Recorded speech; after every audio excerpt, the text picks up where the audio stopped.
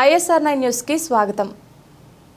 దళిత బహుజన front వైకాపాకు మద్దతు ప్రకటించారు. నందిగామ నియోజకవర్గం వైకాపా ఎమ్మెల్యే అభ్యర్థి మొండితోక జగన్మోహన్ రావుకు అత్యధిక మెజార్టీ వచ్చేలా కృషి చేయాలని దళిత బహుజన ఫ్రంట్ రాష్ట్ర అధ్యక్షులు అంగడాల పూర్ణచంద్రరావు కోరారు.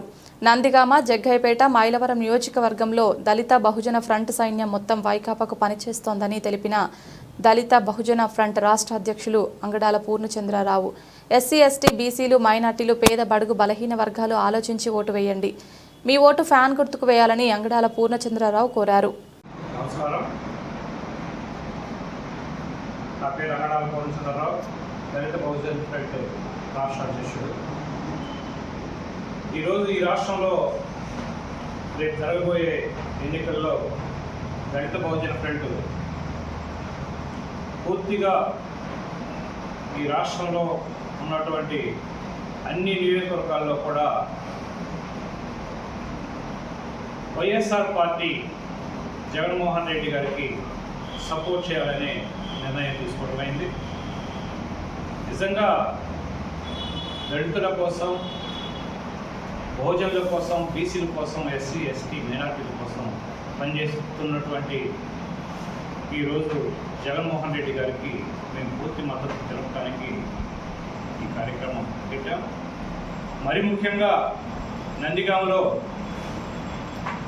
మేము బహుజనులందరం కూడా పూర్తిగా డాక్టర్ జగన్మోహన్ రావు గారికి సహకరిస్తూ, ఆయనకి సపోర్ట్ చేస్తూ మేము ఎలక్షన్ క్యాంపెయిన్ కూడా జరుగుతాం. అట్లానే జగ్గయ్యపేట నియోజకవర్గంలో కూడా ఆ విధంగానే పూర్తిగా మా దళిత బహుజన ఫ్రంట్ సైన్యం అంతా కూడా ఉదయభవన గారికి పనిచేస్తాం. ఈ రాష్ట్రంలో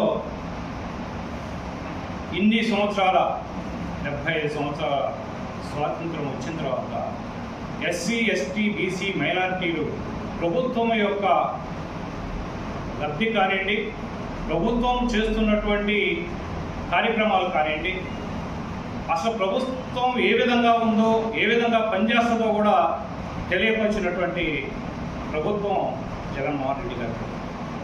ఆయన వచ్చిన తర్వాతనే ఎస్సీలకి, ఎస్టీలకి, బీసీలకి, మైనారిటీలకి అందరికీ కూడా వాళ్ళ ఇంటి ముందుకి ప్రభుత్వాన్ని పంపించి, ప్రభుత్వ ప్రతినిధిని వాళ్ళ ఇంటి దగ్గరకు తీసుకెళ్ళి, అడ్మినిస్ట్రేషన్ ఈ విధంగా ఉంటుంది, ప్రభుత్వం ఈ విధంగా పనిచేస్తుంది, ప్రభుత్వం నుంచి వచ్చే లబ్ధులు ఈ విధంగా ఉంటాయి, లబ్ధే కాకుండా ప్రభుత్వం తరపు నుంచి ఏ సేవలు మీకు అందిస్తూ ఉన్నాం, ఏ సేవలు మీకు అందుతూ ఉన్నాయి, ఈ విధమైన సేవలు చేస్తుంది ప్రభుత్వం అనే విషయాన్ని తెలియపరిచినటువంటి వ్యక్తి జగన్మోహన్ రెడ్డి.